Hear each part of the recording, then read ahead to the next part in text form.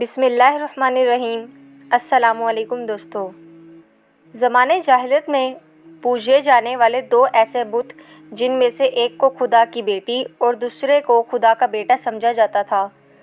وہ بت جس کو معاذ اللہ خدا کی بیٹی کہا جاتا تھا، اس کے بارے میں وہ لوگ یہ عقیدہ رکھتے تھے کہ یہ دیوی دن رات کو تبدیل کرنے والی ہے، اور جس بت کو معاذ اللہ خدا کا بیٹا سمجھا جاتا تھا، ان کے بارے میں لوگوں کا یہ عقیدہ تھا کہ یہ خوبصورتی اور مال و دولت دیتا ہے۔ دوستو، آج کی اس ویڈیو میں ہم آپ کو بتائیں گے کہ زمانے جاہلیت کے اندر بت پرستی کا آغاز کس طرح ہوا، اور معاذ اللہ خدا کی بیٹی اور بیٹا سمجھے جانے والے دو بت لات اور عزیٰ کون تھے۔ اس کے ساتھ ساتھ آپ کو یہ بھی بتائیں گے کہ کعبہ کے اندر زمانے جاہلیت میں بتوں کا لانے والا کون شخص تھا، اور لات اور عزیٰ حقیقت میں کون تھے۔ کیا یہ کوئی انسان تھے یا پھر جنات یا پھر شیاطین؟ اور پھر جب حضور اکرم صلی اللہ علیہ وآلہ وسلم کا زمانہ آیا تو کس طرح حضور اکرم صلی اللہ علیہ وآلہ وسلم نے لات اور عزیٰ کی حقیقت سے پردہ اٹھایا، اور حضرت محمد صلی اللہ علیہ وآلہ وسلم نے کس طرح اپنے دور کے اندر لات اور عزیٰ کی جہالت سے لوگوں کو باہر نکالا اور ان کا خاتمہ فرمایا۔ اور پھر آج تقریباً 1400 سال بعد وہی عرب والے دوبارہ سے لات اور عزیٰ کی پوجا کیوں کر رہے ہیں اور ان کے بت کیوں بنا رہے ہیں۔ دوستو، ان تمام تر سوالات کے جوابات قرآن و حدیث کی روشنی میں آج کی اس ویڈیو میں ہم آپ کو بتائیں گے۔ دوستو، جب سے اللہ تعالیٰ نے اس کائنات کو تخلیق فرمایا ہے تو ہر دور کے اندر شیطان نے انسانوں کو گمراہ کرنے کے لیے اللہ تعالیٰ کی وحدانیت سے دور کر کے بت پرستی کے اندر مبتلا کر دیا۔ ہم آپ کو بتائیں گے کہ کعبہ کے اندر بت پرستی کس طرح شروع ہوئی اور کس طرح کعبہ کے مسلمانوں کو شیطان نے اللہ تعالیٰ کی وحدانیت سے دور کیا اور بت پرستی کے اندر مبتلا کیا۔ اللہ تعالیٰ قرآن پاک کی سورہ نجم میں ارشاد فرماتے ہیں، پھر کیا تم نے لات اور عزیٰ کو بھی دیکھا اور تیسرے منات گھٹیا کو بھی۔ دوستو، زمانے جاہلیت میں عرب کے لوگ اللہ تعالیٰ کی وحدانیت کو چھوڑ کر بتوں کی پوجا کیا کرتے تھے اور ایمان کو چھوڑ کر اس شرک کے اندر مبتلا تھے۔ ویسے تو عرب کے اندر بہت سارے بتوں کی پوجا کی جاتی تھی، لیکن عرب کے دو مشہور بت تھے جن کا نام لات اور عزیٰ تھا۔ لات کے معنی جھک جانا ہے، چونکہ لوگ اس کے سامنے اکثر جھکتے رہتے تھے اور اس کو کثرت کے ساتھ سجدہ کیا کرتے تھے۔ مشرکین مکہ کا یہ عقیدہ تھا کہ لات خوبصورتی، زرخیزی اور خوشحالی دیتا ہے، جبکہ عزیٰ دیوی سیاہ و سفید کی مالک ہے، دن رات کو تبدیل کرنا اس کی ذمہ داری ہے۔ مشرکین مکہ لات کو خدا کا بیٹا اور عزیٰ کو خدا کی بیٹی کہا کرتے تھے۔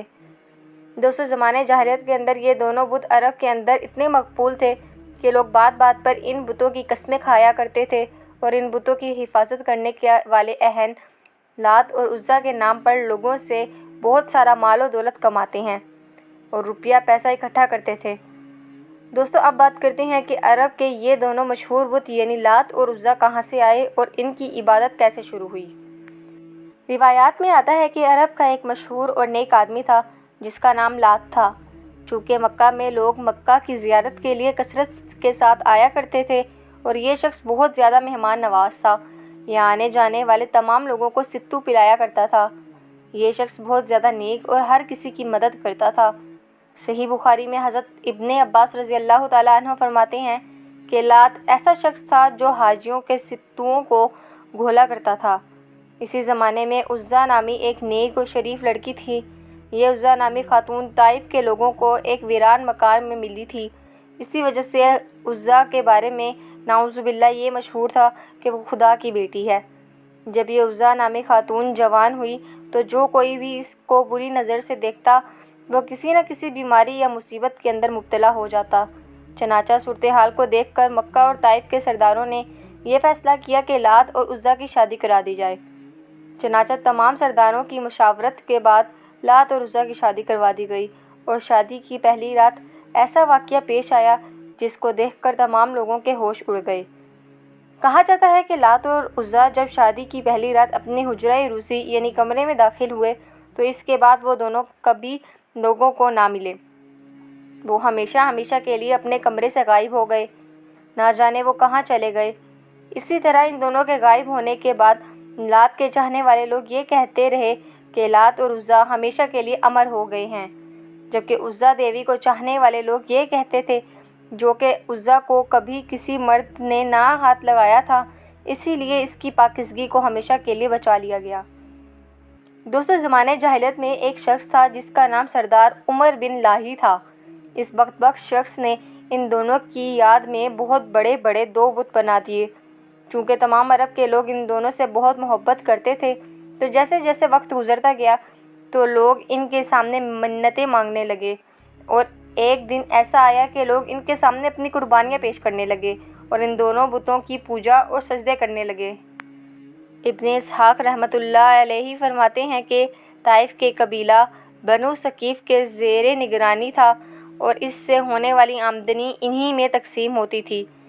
ان دونوں بتوں کو بنانے والا شخص عمر بن لاہی نے لوگوں کے درمیان یہ بات مشہور کر رکھی تھی کہ تمہارا رب سردی کے موسم میں لات کے پاس ہوتا ہے اور گرمی کے موسم میں عزا کے پاس رہتا ہے۔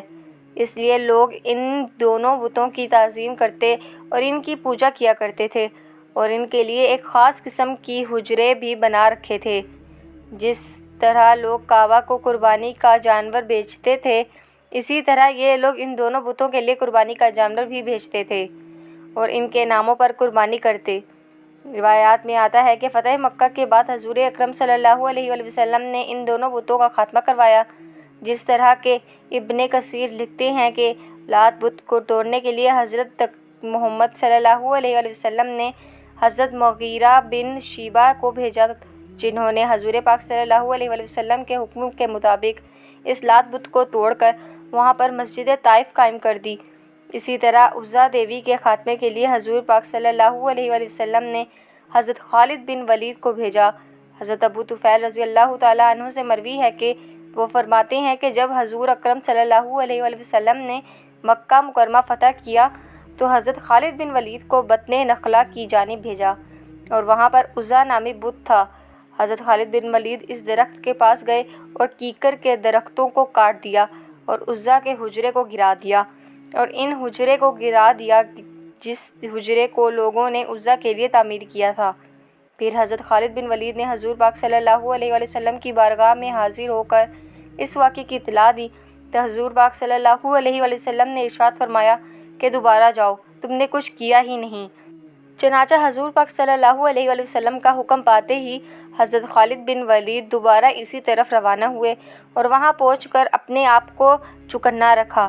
جب مجاوروں نے حضرت خالد بن ولید کو دیکھا تو کہنے لگے کہ عزا عزا، یعنی عزا کو پکارنے لگے۔